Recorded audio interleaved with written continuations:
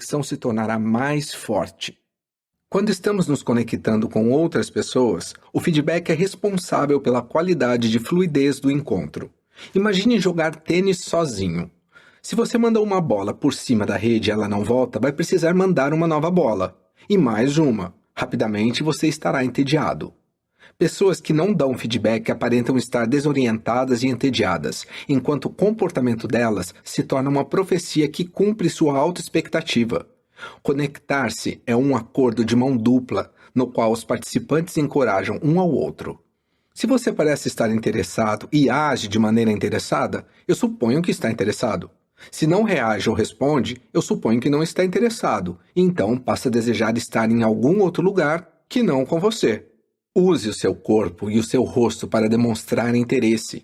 Incline-se para frente, para os lados, sente na ponta da sua cadeira, sorria, franza a testa, encolha os ombros, jogue as mãos para cima, acene com a cabeça, ria, chore, responda. Quando seu chefe, cliente ou colega de trabalho falar com você, dê feedback. Uma frustração constante que eu escuto de funcionários a respeito dos seus chefes é que eles não dão feedback. Observe como outros respondem, especialmente pessoas que você admira. Procure também por feedbacks não produtivos, aqueles que quebram a conexão. Pratique as suas respostas de maneira mais sutil, mas ainda assim identificáveis. Perceba como as pessoas reconhecem feedbacks. Nas minhas aulas, eu peço para que os participantes preencham um formulário e me avisem quando terminarem usando apenas o feedback não verbal, até eu ter certeza de que recebi sua mensagem. Você ficará surpreso com a variedade de respostas, desde mãos abanando e piscadelas, até ajuste da posição dos óculos e toques no nariz, de grandes sorrisos até imperceptíveis estreitamento dos olhos. Como regra geral, quanto mais sutil você for, mais intimidade alcança. Em um leilão, algumas pessoas dão os lances com acenos ou grandes gestos, enquanto os leiloeiros mais experientes fazem gestos praticamente imperceptíveis. Sutileza irradia confiança. Exercício. Feedback. Brinque com o feedback. Quando você entra em uma conversa ou participa de uma reunião, pode mostrar que compreende e concorda ou que discorda usando apenas a linguagem corporal, acenos, sorrisos e por aí vai. Apenas a linguagem verbal, sim, não, claro, como. Ou as duas. Dê feedback por 1 minuto ou 2 e então pare.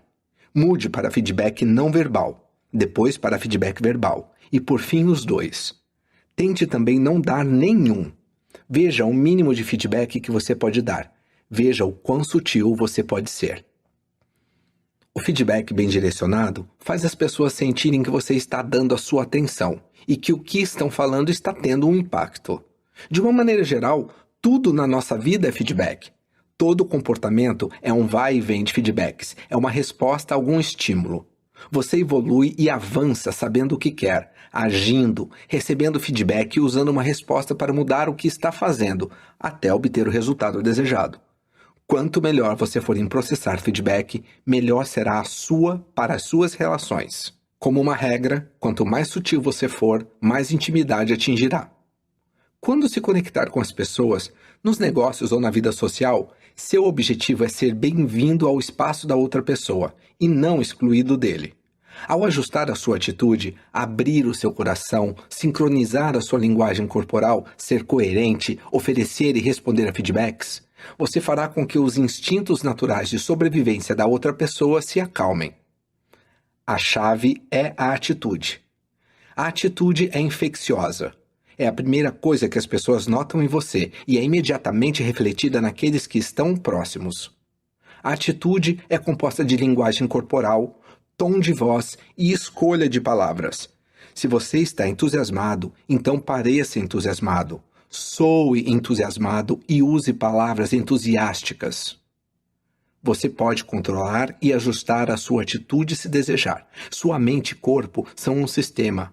Mude um e o outro também mudará.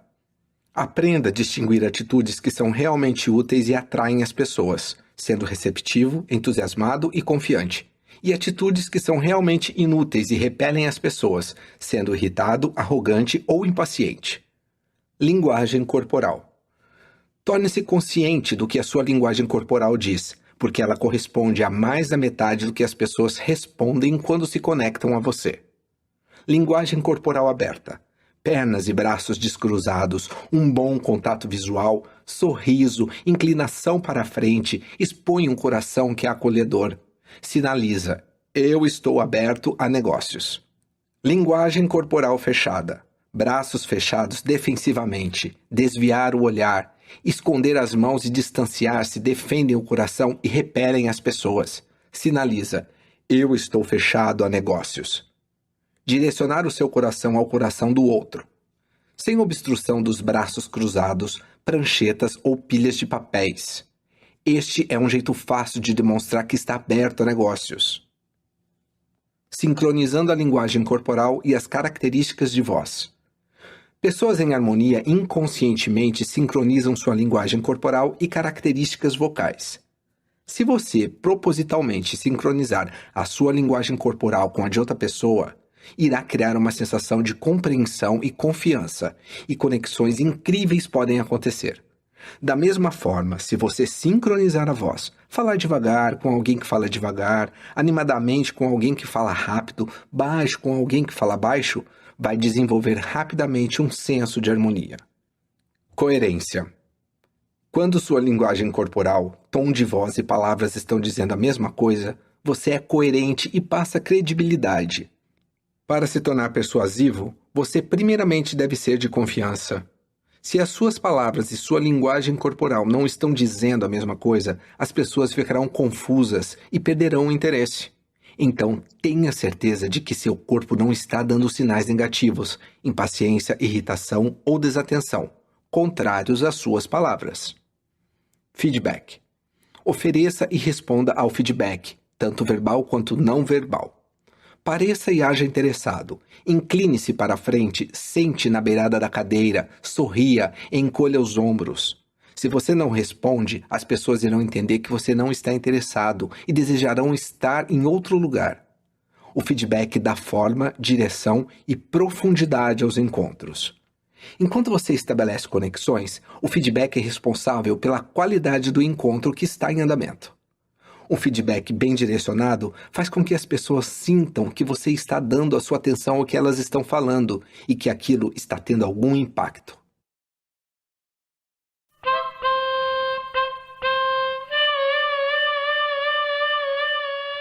Quatro. Fale a linguagem do cérebro. Em se tratando de conexões imediatas, boas intenções podem nos levar a lugares que nunca tivemos a intenção de ir. Veja este piloto de uma companhia aérea com a qual eu voei recentemente. Olá, passageiros, aqui é o capitão. É muito bom tê-los a bordo. Agora que estamos a caminho, eu só queria alguns momentos para deixá-los cientes de que não há previsão de nenhum tempo ruim. Então, não devemos encontrar nenhum problema. E, se tudo sair de acordo com o planejado, não haverá empecilhos para chegarmos a Londres no horário previsto. Credo! De repente, toda a ansiedade de voar que eu havia sentido na vida tinha sido ativada. Eu havia tido um daqueles dias de karma positivo. Viagem tranquila para o aeroporto, atendentes de check-in educados, um ótimo lugar. Mas agora ali estava o capitão narrando os maiores medos de todos aqueles que voam frequentemente. Uma viagem difícil, tempo ruim e problemas em chegar no horário ao destino. Eu não fui o único a me sentir daquele jeito. Houve uma grande troca de olhares nervosos entre as pessoas. Nosso piloto havia falhado em se conectar com os passageiros porque não falava de uma forma positiva e dizia o que realmente queria dizer, que era: sentem-se e relaxem. Vai ser um voo tranquilo e nós iremos chegar no horário. O que realmente aconteceu. Mas ao falhar em se comunicar de uma maneira positiva, o piloto plantou uma série de sugestões negativas na mente dos passageiros. O seu cérebro só pode processar informações positivas. Onde está o leite na sua geladeira? Eu sei que você sabe, mas como você sabe? Aqui está como. Na sua cabeça, você fez uma imagem rapidamente do interior da sua geladeira e viu onde estava o leite. Fantástico! Qual é a sua música favorita do Rolling Stones? Ou qualquer outra banda que você ame? Entendeu? Como você fez isso? Você a tocou na sua cabeça para verificar. Qual é a sensação da areia? Mesmo conceito. Você foi à sua mente e buscou a informação sensorial para confirmar a sua experiência. Isso é a linguagem do cérebro: imagens, sons e sentimentos. A linguagem falada vem depois da entrada das sensações. Agora você consegue imaginar-se não fazendo alguma coisa? Não sentindo alguma coisa? Não vendo alguma coisa? Você não consegue porque o cérebro não processa imagens, som ou sentimentos negativos. O que eu quero dizer é o seguinte: na sua imaginação, você consegue construir uma imagem de você não alimentando um cachorro? Não, você não consegue. Tudo que você consegue fazer é imaginar-se fazendo alguma outra coisa. Em pé ao lado do cachorro, passeando com o cachorro, fazendo bungee jumping com o cachorro. Todas são imagens de você não alimentando o cachorro. O seu cérebro trabalha apenas com informações positivas. Ele pega todas as informações das experiências dos seus 5 sentidos e então mistura tudo no liquidificador emocional que chamamos de imaginação. Mais prazer ou mais problemas? Eu recentemente comprei um novo sistema de computador para o meu escritório. Quando agradeci a mulher pela ajuda, ela respondeu: sem problemas. Problemas? De onde surgiu um problema de repente? Eu nunca pensei em problemas até agora. Vamos tentar de novo. Obrigado pela sua ajuda hoje. Foi um prazer. Ah, prazer. Agora sim, esse sentimento é muito melhor. É bom me dar prazer ao invés de problemas, mesmo que inconscientemente. Inconscientemente é até onde o nosso processamento de linguagem vai. Você prefere ser recebido com "como vai a batalha" ou "muito bom te ver"? Esteja ciente das mensagens subliminares nas palavras que você escolhe. Diga: o prazer foi meu ou foi um prazer em vez de sem problemas. Vamos começar no nível mais simples possível. Se você ensina um cachorro a pular quando diz pula, o que você acha que ele vai fazer quando você disser não pula, sem mudar o tom de sua voz? Isso mesmo, o cachorro irá pular. Mesmo nós, humanos, que conseguimos processar a linguagem quando escutamos, não pula, primeiramente pensamos em pular, e em seguida desviamos o pensamento. Isso é porque não, e todas as negativas, na verdade, não são linguagens. Então, se não ou negações, em geral, não são computadas pelo cérebro, o que eu posso esperar do primeiro pensamento da minha filha quando eu digo: por favor, não bagunce o seu quarto? Recentemente fiz um discurso em um resort no qual a piscina fazia uma curva por dentro do centro de convenções. Como parte do discurso de abertura, o presidente da associação brincou com os atendentes: por favor, não caiam na piscina. Você poderia ver os olhos brilhando momentaneamente enquanto eles se imaginavam fazendo isso. Nós mesmos fazemos isso quando dizemos algo como: eu não quero estragar essa negociação. E quantos de nós terminamos uma carta com a seguinte frase: se você quiser mais informações, por favor, não hesite em me contactar. Quantas sugestões negativas você planta na mente dos seus consumidores, clientes, colegas, pacientes ou estudantes com as palavras que escolhe todos os dias? Claro que isso pode ser um caso de semântica, desde que os seus consumidores e clientes estejam cientes do que você quer dizer. Mas tenha em mente que o cérebro primeiro pensa no comportamento e depois pensa no comportamento oposto para substituí-lo. Que tipo de pensamentos você está despertando em seus clientes, superiores ou empregados quando diz as frases abaixo? Você consegue diferenciar as mensagens positivas e negativas? Não se preocupe com as bebidas no mercado. Sem problemas. Invista no longo prazo. Não entre em pânico. Nós não faremos nada impensado. Ligue-me quando você tiver mais informações. Eu não o levaria tão a sério. Nós cobrimos todos os pontos-chave.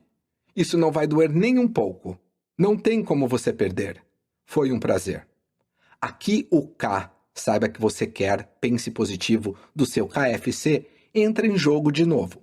Nos negócios, você precisa estar ciente de como usa a linguagem e deve encorajar os seus funcionários a estarem cientes também e a ter o hábito de falar e pensar positivo. Colocando de outra maneira, aprenda a não falar na negativa. Processe isso. Bom humor acima de tudo. Enquanto o cérebro processa as informações e as experiências são alimentadas pelos 5 sentidos, as sensações são transformadas em linguagem. Em certo nível, só há, de fato, 6 coisas que fazemos dia após dia. 5 delas têm a ver com os nossos sentidos. Nós vemos, ouvimos, tocamos, provamos e cheiramos. O que você acha que é a última coisa? Nós processamos a linguagem, processamos as nossas experiências em palavras e as comunicamos. Todos os dias saímos pelo mundo e temos experiências por meio dos nossos sentidos. Depois, explicamos as nossas experiências, primeiro para nós mesmos e depois para os outros.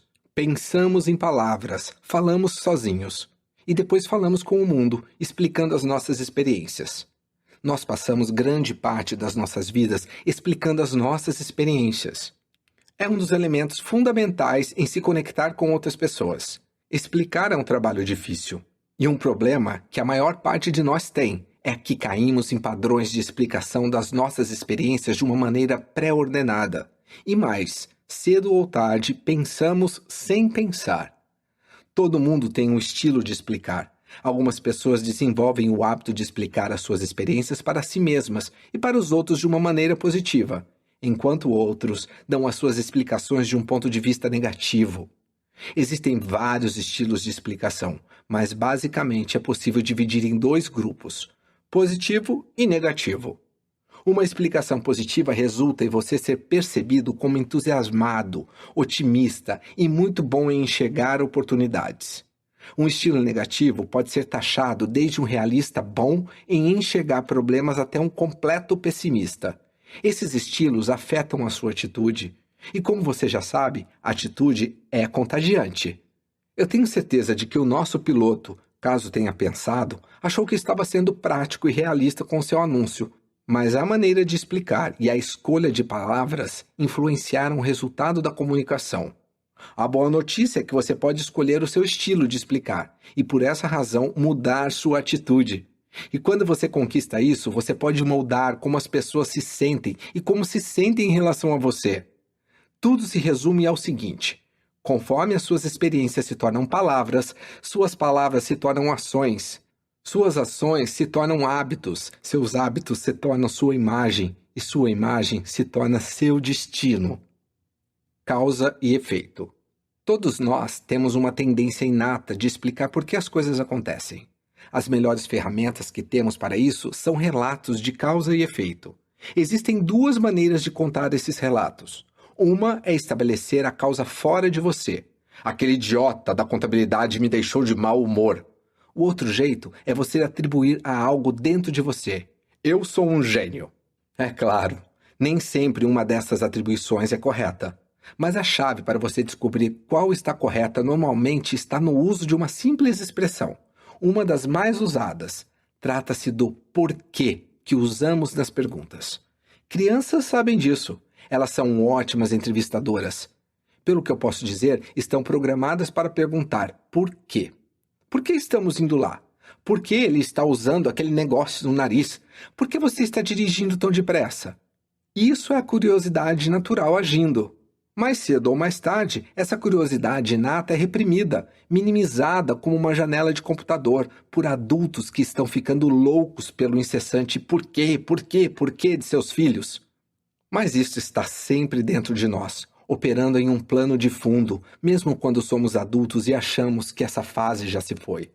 Nós evoluímos como espécie por meio da lógica, razão, comparação e, mais importante, processando feedback. Curiosidade, o instinto que está agregado ao porquê, é um elemento crítico nesse processo.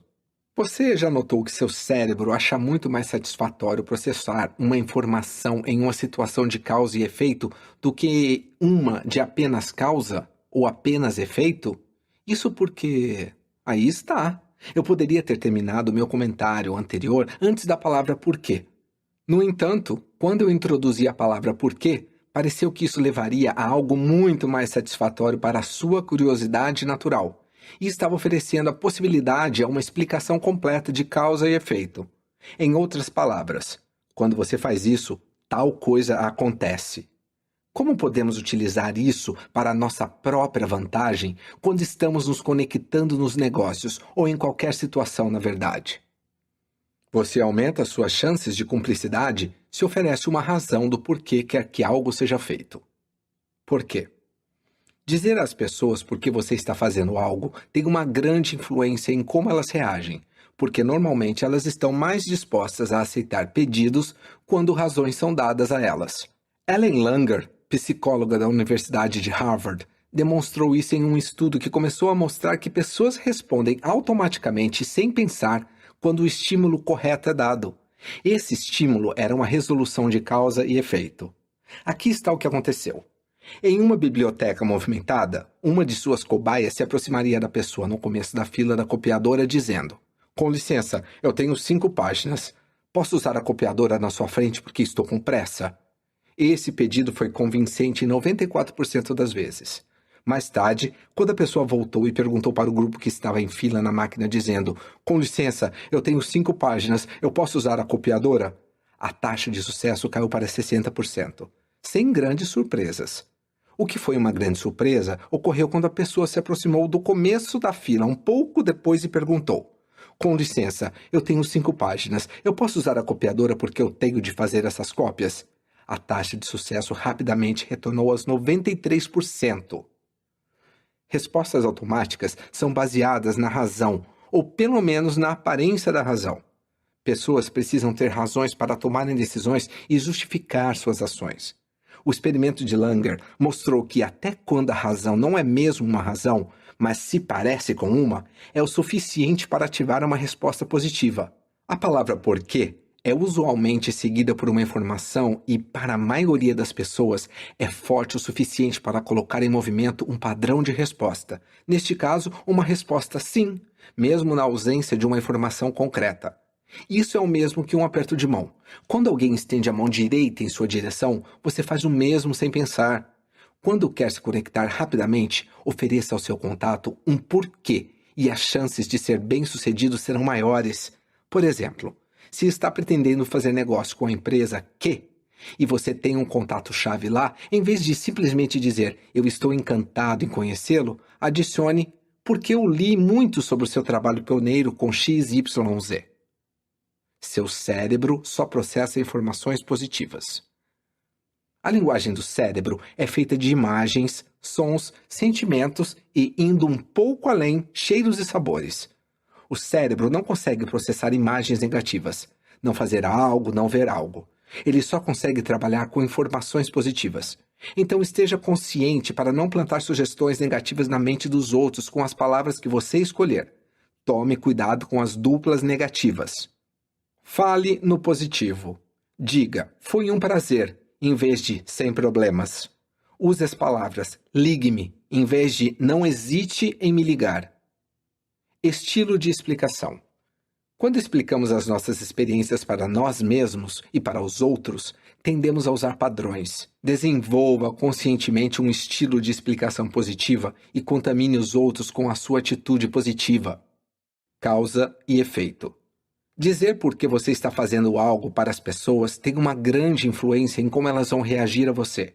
Pessoas tendem automaticamente a aceitar pedidos quando são informadas das razões. Continue lendo, porque você vai aprender bastante. 5. Conecte-se com os sentidos. Carl Jung observou que seus pacientes tinham diferentes jeitos de comunicar as suas experiências. Alguns se expressavam por meios de figuras, outros diziam como as coisas soavam para eles, e outros diziam como sentiam as coisas. Nos meados dos anos 1970, eu voei para Miami para fazer parte de um ensaio fotográfico de cruzeiros para uma nova campanha publicitária. A agência me disse: "Nós sabemos que todo mundo quer comida boa e ar fresco quando sai de férias. Isso é certo, mas a nossa pesquisa também nos mostrou que as pessoas têm preferências sensoriais. Algumas escolhem férias primariamente pela beleza do lugar, outras para se refugiarem em algum lugar confortável, com atividades. E ainda há quem procure paz e tranquilidade. Nós sabemos que todos os 3 aspectos são críticos no processo de decisão, mas as escolhas finais vêm da satisfação da preferência sensorial da pessoa. Eles me disseram que as minhas fotos tinham de despertar o interesse nesses 3 grupos, nas pessoas que veem, nas que sentem e nas que escutam." Dr. Jung estaria orgulhoso. O que o setor de propaganda da agência de cruzeiros sabia sobre se conectar é verdade para todos nós. Pessoas diferentes decidem experimentar o mundo por sentidos diferentes. Se nós queremos convencê-los, temos de descobrir quais sentidos sobressaem para cada um. Preferências sensoriais. No momento que chegamos à adolescência, passamos a favorecer um dos nossos 3 sentidos principais: visão, audição ou tato, na maneira como interpretamos o mundo. Obviamente, usamos todos os nossos sentidos, mas algumas pessoas dependem mais do visual, outras do auditivo ou do sinestésico, toque ou outras sensações físicas. Inevitavelmente, nosso sentido dominante se torna a maneira principal que usamos para nos comunicar conosco e com os outros. Alguns pesquisadores estimam que 55% das pessoas são visuais, 30% são sinestésicas e 15% são auditivas. Outros veem essa divisão como 40%, 40% e 20%, respectivamente. Obviamente, a maneira mais efetiva de se comunicar é adaptar o seu estilo de comunicação ao da pessoa com quem você está falando. Com isso, eu quero dizer que, se ela pensa em imagens, converse evocando imagens, ou ao menos converse sobre como as coisas se parecem, oferecendo descrições. Se a pessoa é auditiva, diga a elas como é o som das coisas. Caso ela seja mais sinestésica, preocupe-se com as sensações físicas, conversando sobre a sensação das coisas. Digamos que eu sou um agente de viagens e alguém vem até minha agência e diz: "Eu quero sair de férias." Se eu consigo imediatamente descobrir que aquela pessoa é, digamos, sinestésica, eu diria: "O que você acha de um lugar onde a areia é macia, a água é quente e as camas são confortáveis?" Em outras palavras, eu diria a ela como se sente o lugar, porque é assim que ela toma suas decisões, de maneira subconsciente, é claro. Se eu descobrisse que a pessoa é auditiva, eu diria: "Como isso lhe soa? Eu sei de um lugar onde você consegue ouvir todas as ondas e gaivotas, e é longe de todo o barulho da cidade." Já se ela fosse visual, eu mostraria uma foto dizendo: "Apenas olhe para isso." Mas você provavelmente está se perguntando: como sabe para qual caminho levar o cliente no momento em que ele entra pela porta? Aqui vão algumas dicas que você deve procurar no momento que o encontro acontece. Pessoas visuais falam como as coisas se parecem. Elas tendem a falar alto, rápido e direto ao ponto. Não conseguem entender o porquê de você não ver imediatamente o que elas veem. Elas querem ver provas das suas afirmações antes de tomar suas decisões. A respiração delas será rápida e no peito. Pessoas visuais se sentem para impressionar e, com frequência, mostram sua postura correta. Pessoas visuais querem contato visual quando conversam. Elas ficam ofendidas com a falta de organização, bagunça e desordem.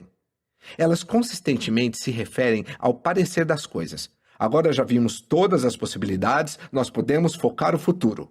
Do meu ponto de vista, parece que agora já avistamos o nosso objetivo. Você vê o que eu quero dizer? Como regra geral, olham para a esquerda ou direita quando querem imaginar algo. Quando eu lhe pergunto qual é a cor da sua camiseta favorita, para onde os seus olhos vão? Seus gestos são abertos, algumas vezes desenham uma figura no ar. Pessoas auditivas falam sobre como as coisas soam. Elas normalmente têm jeito com as palavras e podem ser muito persuasivas. Com voz macia e cativante, elas tendem a ter um pensamento aventureiro. Falam um pouco mais devagar do que as pessoas visuais, respirando pausadamente pela parte mais baixa do tronco. Uma pessoa auditiva frequentemente será a que fará uma afirmação de bom gosto sobre a forma como se vestem. Uma pessoa auditiva pode virar levemente a cabeça para um lado quando estiver escutando. Ela, na verdade, está virando a orelha para você e tirando o foco dos olhos para concentrar no som do que você está dizendo. Pessoas auditivas não se sentem atraídas por sons, barulhos e vozes desagradáveis. Quando você escuta alguém que está constantemente referenciando o som das coisas: "Eu não gostei do tom da voz dele. O que ele falou me soou familiar. Eu estou apenas dizendo a minha opinião. Ela ficou completamente com a língua presa. Ela contou uma história incrível e recebeu muitos aplausos." Você provavelmente encontrou uma pessoa auditiva.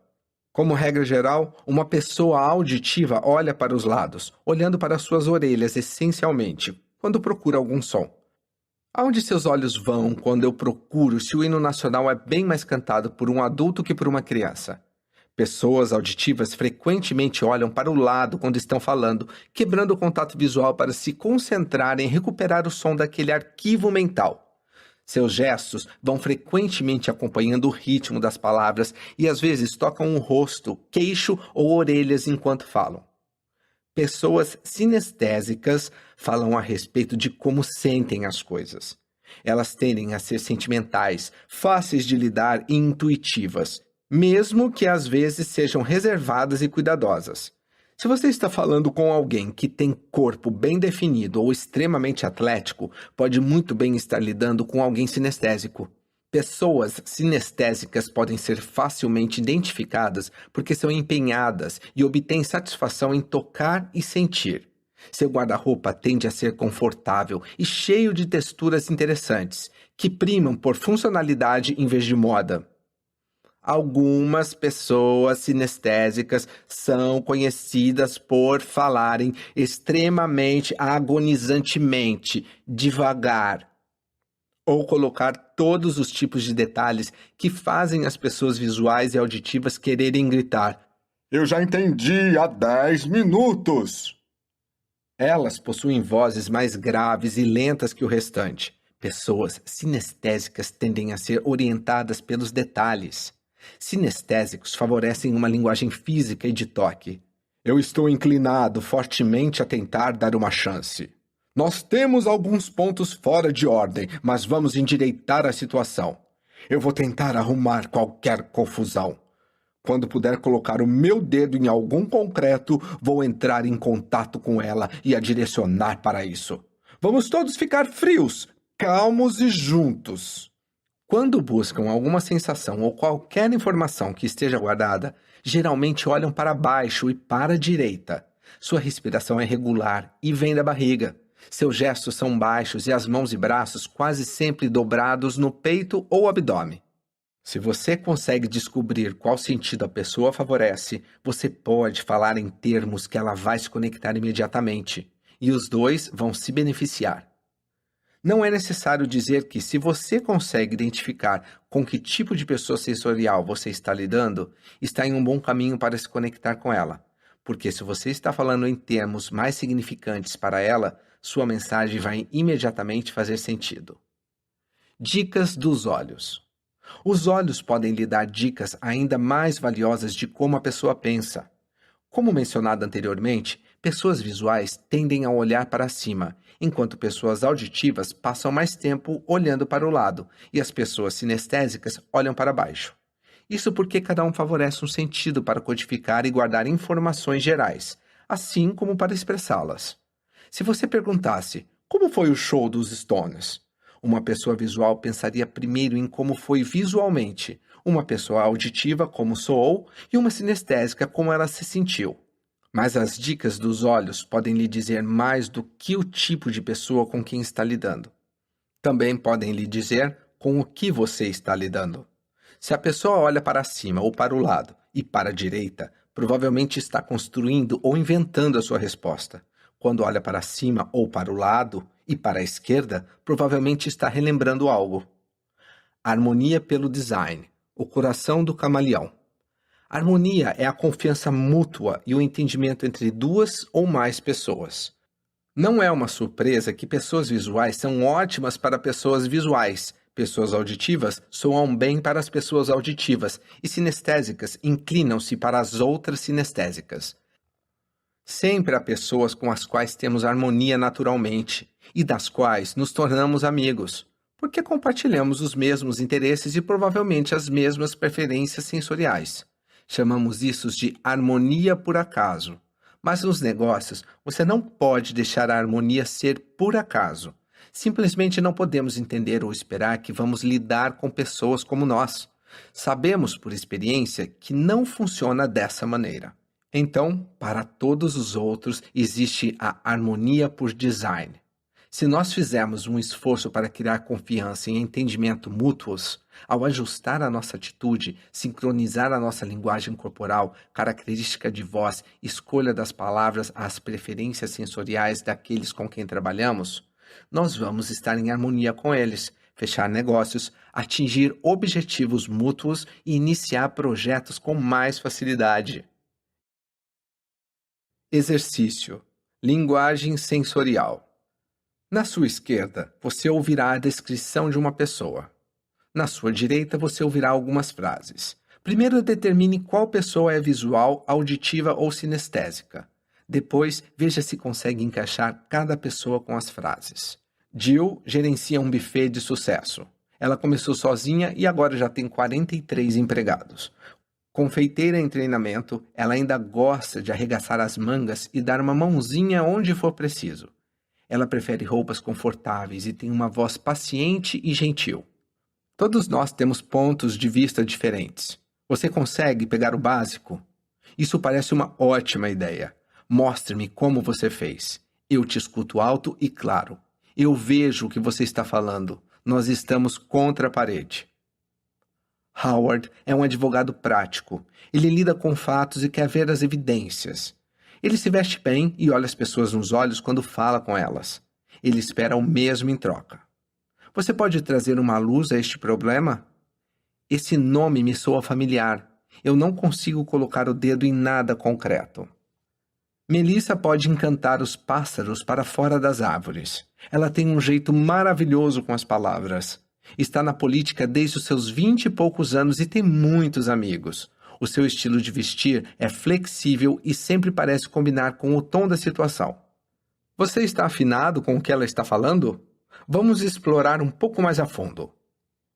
Preferências sensoriais.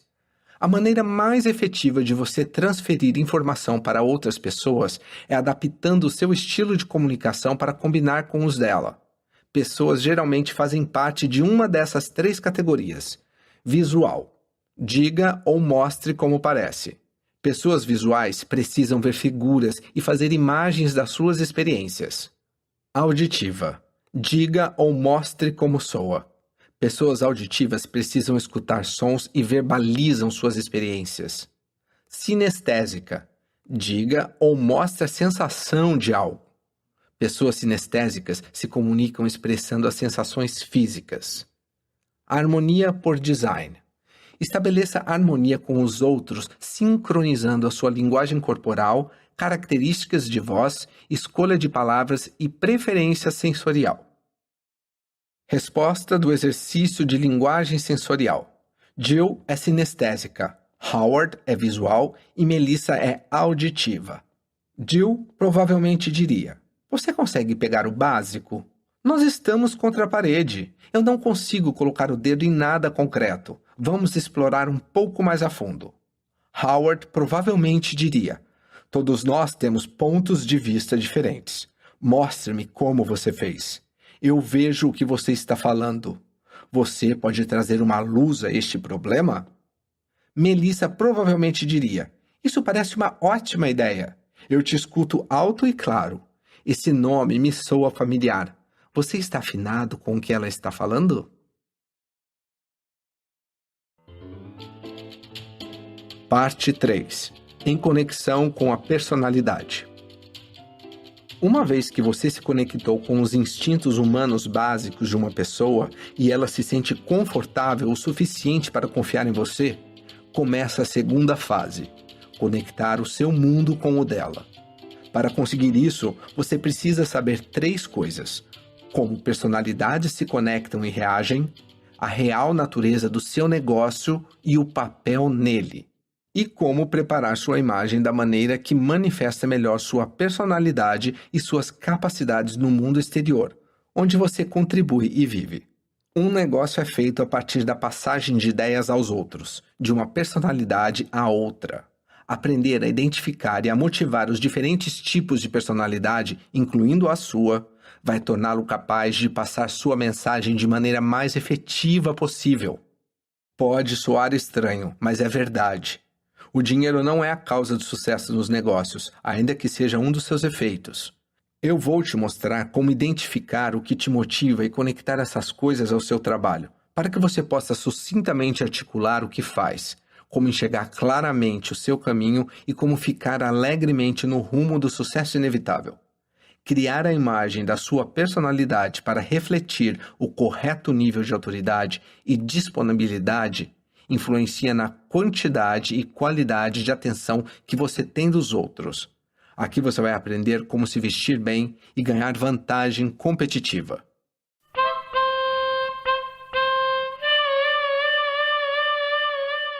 Seis. Alimente a personalidade. Todo negócio é feito a partir do lançamento de boas ideias no mercado. Você pega uma boa ideia, transforma-a em uma grande ideia e leva isso às pessoas. Em 1762, John Montagu, o conde de Sandwich, teve uma boa ideia. Ele era um grande apostador que não gostava de sair da mesa de apostas.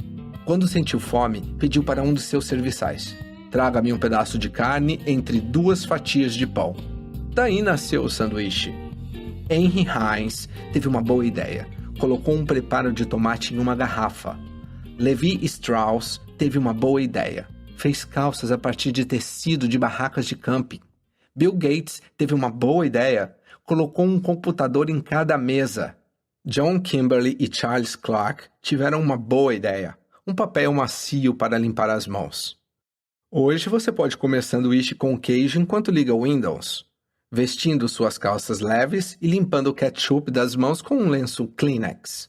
Essas boas ideias são suporte para grandes ideias e vêm criando trabalhos para um número incontável de pessoas, como nós, e construindo considerável fortuna para os seus organizadores. E isso tudo aconteceu graças a um batalhão de fazedores que apoiaram os sonhadores originais. Sonhadores e fazedores. Existem 4 processos que constituem o núcleo do modelo de negócios: sonhar, analisar, induzir e controlar. Consequentemente, existem 4 tipos de personalidades que os negócios estão sempre procurando: sonhadores para ter a ideia, analisadores para ter certeza de que as ideias vão funcionar, indutores para persuadir essas ideias e controladores para fazer com que as coisas sejam feitas. Muitos empreendedores de sucesso possuem algumas ou todas essas qualidades, enquanto outros entendem como necessário encontrar um parceiro para completar essa equação. Sua personalidade afeta tanto sua escolha de trabalho como seu desempenho esperado. Quando podem escolher, pessoas vão normalmente escolher empregos que combinam com as suas personalidades. Uma pessoa extrovertida e sociável, indutora, tem mais chances de ter sucesso em vendas, enquanto uma pessoa cautelosa e orientada pelo processo, a analisadora, tem mais chances de se sobressair em engenharia. Alguém que é assertivo e franco por natureza, controlador, vai tender a gerenciar outros, enquanto alguém que é menos assertivo, porém hábil em ver coisas por diferentes ângulos, sonhador, vai se enquadrar melhor em uma carreira criativa. Analisadores e controladores estão mais familiarizados quando seguem processos lógicos ou diretrizes, enquanto sonhadores e indutores contam com a espontaneidade emocional e opções para funcionar no seu melhor. Analisadores e sonhadores tendem a ser mais reservados e introspectivos, enquanto controladores e indutores são, em geral, extrovertidos e assertivos. As 4 personalidades nos negócios. Como você pode identificar quem é quem? Um sonhador é um visionário que encontra opções e ideias no ar e dá foco a elas. Ele não desiste fácil. Ele tenta e tenta mais uma vez. Conecte-se com ele no trabalho, dando espaço para ele sonhar e respeite o seu espaço pessoal. Os pontos fortes de um analisador vêm do fato dele ser orientado por detalhes e ser um pensador crítico. Um analisador é um preciso solucionador de problemas com uma forte motivação para concluir a tarefa. Para se conectar com ele no trabalho, preste atenção aos detalhes, seja bem organizado e mantenha-se focado nos fatos.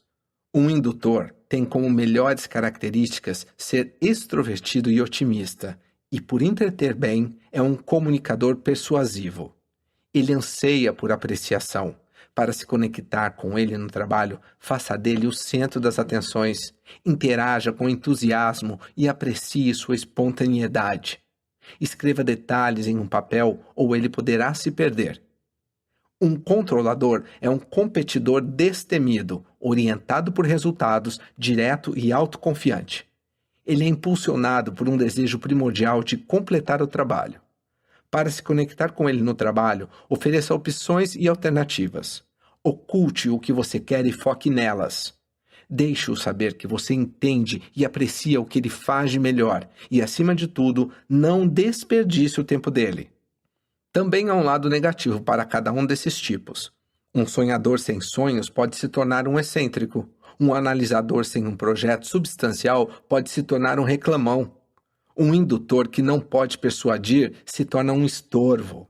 Um controlador que não pode mais controlar pode se tornar um déspota.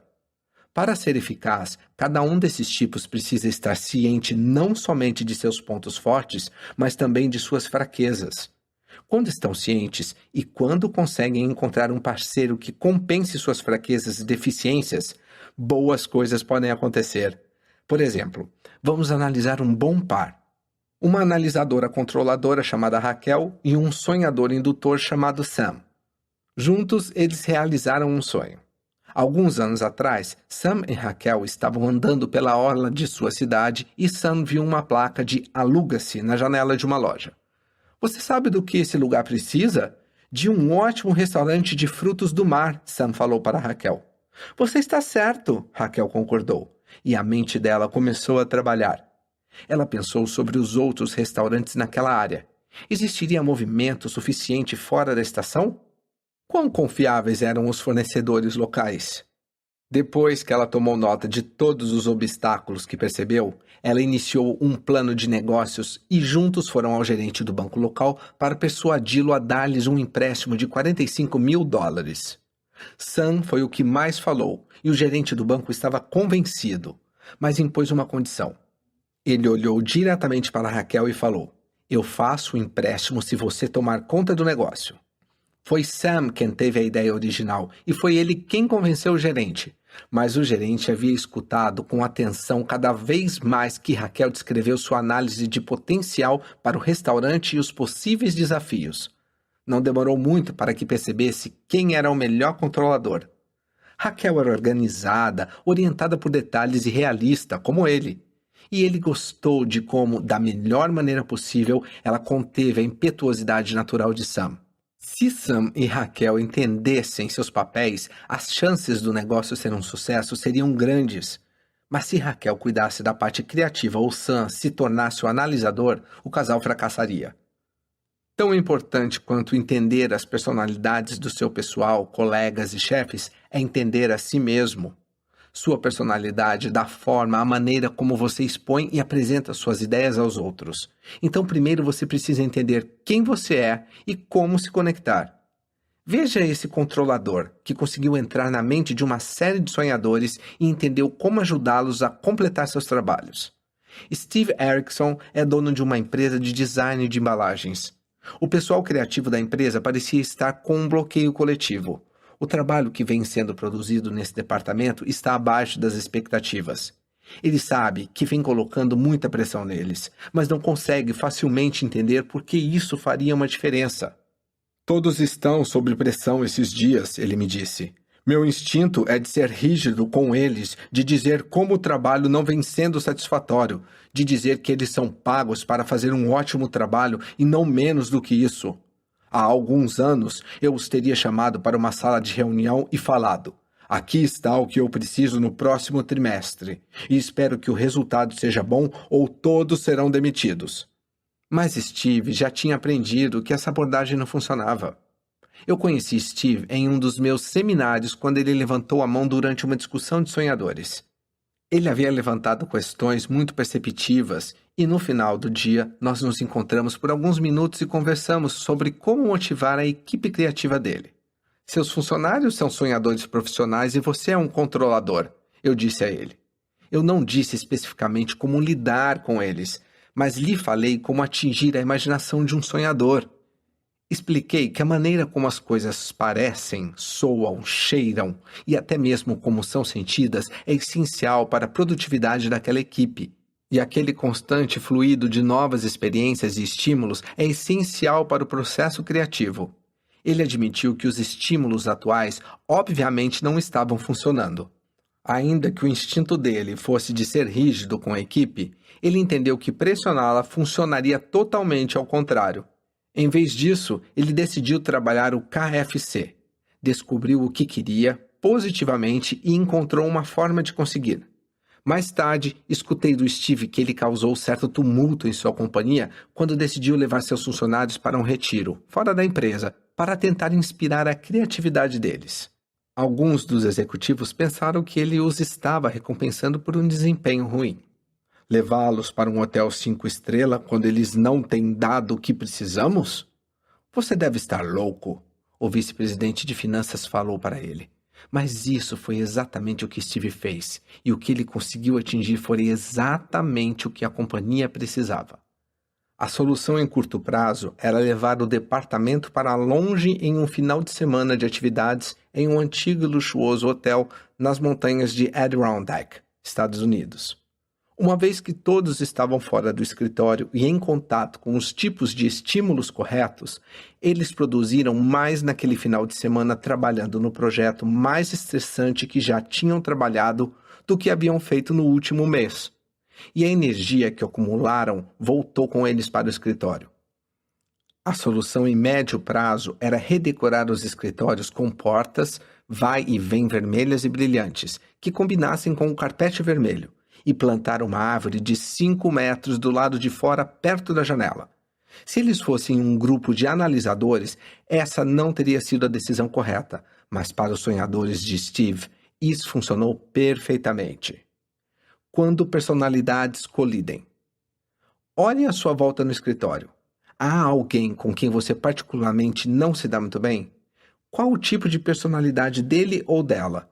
E qual o seu tipo?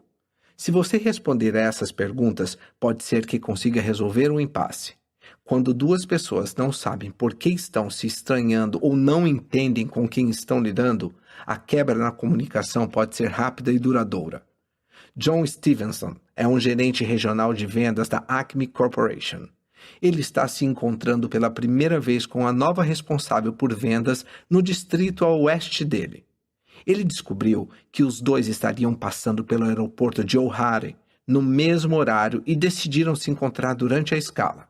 John quer comparar notas e repassar os novos formulários de pedido que havia ajudado a desenvolver. Você tem um colega de trabalho com quem particularmente não se dá muito bem? Qual o seu tipo de personalidade? E qual o tipo dele? Saber disso pode ajudá-lo a resolver esse impasse. John é membro do clube executivo da companhia aérea e seu voo estava marcado para chegar 45 minutos antes do voo de Sandy, então marcou de encontrá-la lá. Ele é um homem sensato que veste roupas sensatas. John Stevenson? Ele olhou por cima da cópia de Fortune que ele vinha estudando para ver à sua frente uma animada e sorridente mulher, que em um terno amarelo canário, carregando 2 malas de ombro e uma maleta, para o caso de ter que cumprimentar com um aperto de mão. Sandy? Sim, ela acenou com a cabeça vigorosamente. Por favor, sente-se. Eu pensei que você tinha dito que não era membro. Eu não sou, mas conversei com algumas pessoas que me mostraram onde você estava sentado, ou pelo menos quem eles achavam que você era. Então eu disse que viria perguntar, e se não fosse você, eu simplesmente voltaria e esperaria. Eles estavam muito ocupados lá fora. E agora aqui estamos nós. Ela conseguiu arrumar suas malas e se sentar sem perder o ritmo. Sim, claro. Você quer tomar algo? Quando ela disse que sim, John andou até o bar e voltou com um refrigerante. Nós não temos muito tempo, ele disse olhando para o relógio. Mais ou menos 22 minutos para ser preciso. Então, se você não se importar, eu gostaria de lhe mostrar algo. Sandy não estava preparada para um início tão rápido. John pegou 2 folhas de papel impressas de uma pilha que havia organizado na mesa antes dela chegar e os empurrou para a mão dela. Sandy queria conversar, mas ao invés disso, sentou-se ali interagindo com papéis. Ela normalmente era tranquila, mas esse cara estava começando a tirá-la do sério. Espere um segundo. O que eu deveria estar olhando? O que eu devo procurar? Eu escrevi tudo para você por e-mail, John falou, demonstrando sua irritação no rosto e na voz. Tempo passado até agora? Menos de 90 segundos e o relacionamento dos dois já teve um mau começo. Você sabe onde colocar esses dois na tabela de personalidades? Quais são as suas forças e fraquezas? O que motiva Sandy? O que motiva John? Essa é uma clássica ocasião em que se perde uma oportunidade.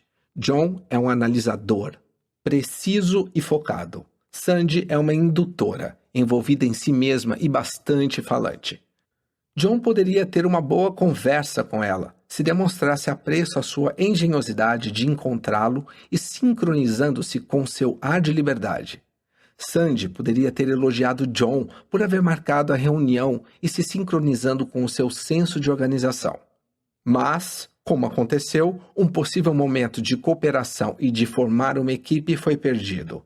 Na verdade, os dois irão se lembrar desse encontro e provavelmente sempre vai existir um momento de embaraço que pode impedi-los de desenvolver um forte relacionamento. Exercício. Quem está falando? O camaleão dos negócios se adapta e alimenta os tipos de personalidade dos seus clientes e colegas. Para fazer isso, ele deve primeiro entender seus tipos de personalidade, observando, perguntando e ouvindo. Ele está lidando com um sonhador, um analisador, um indutor ou um controlador. Uma vez que faz essa classificação, imediatamente sincroniza seu estilo com os deles. Aqui estão as 4 diferentes respostas para a mesma questão. Descubra quem é o sonhador, o analisador, o indutor e o controlador. Tente imaginar o que você diria para se conectar com cada um deles e manter a conversa. Pergunta: como podemos cortar os custos exorbitantes no departamento de design?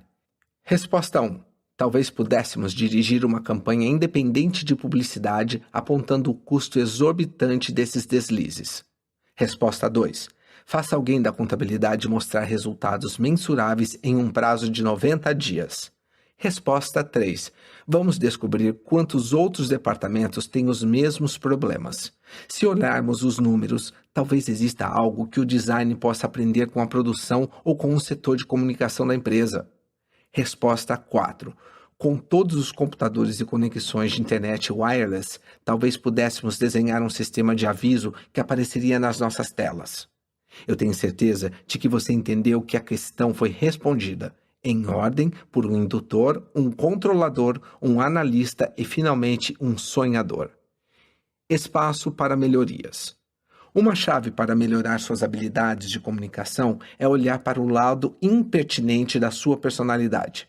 Não estou dizendo que você deveria olhar para as suas fraquezas, pelo contrário. Olhe para as fraquezas inerentes a seus pontos fortes. Normalmente, não é a fraqueza que inibe a habilidade de se conectar, convencer e se divertir com os que estão ao seu redor. Mas, na verdade, são as fraquezas nos seus pontos fortes. Por exemplo, algum desses problemas a seguir se aplica a você? Sonhadores. A sua habilidade de ver a situação por diversos ângulos o torna indeciso? Poderia sua necessidade de espaço pessoal ou sua falta de preocupação com sua aparência pessoal causar nos outros uma primeira impressão errada?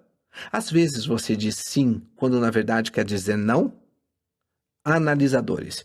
Você perde oportunidades gerais que aparecem no seu caminho por conta do seu perfeccionismo? Você é extremamente crítico? É possível que você afaste as pessoas por parecer reservado ou distante? Indutores. Você é tão preocupado em ser divertido que tende a exagerar? Você fala tanto que isso tira a atenção do feedback útil? Você evita conflitos? Tem dificuldades em se manter focado? Controladores. Você é tão seguro de si mesmo que está se tornando um péssimo ouvinte? A sua impaciência faz de você argumentador ou teimoso? Poderia essa tendência à impaciência estar diminuindo sua habilidade para processar feedback e fazer as conexões de que necessita? Existe um ponto fraco em todo ponto forte.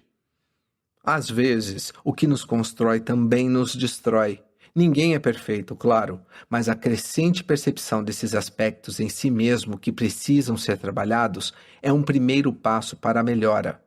Então, enquanto você está se construindo em seus pontos fortes, reserve um tempo para reconhecer o lado oposto a eles e seu impacto em quem está ao seu redor.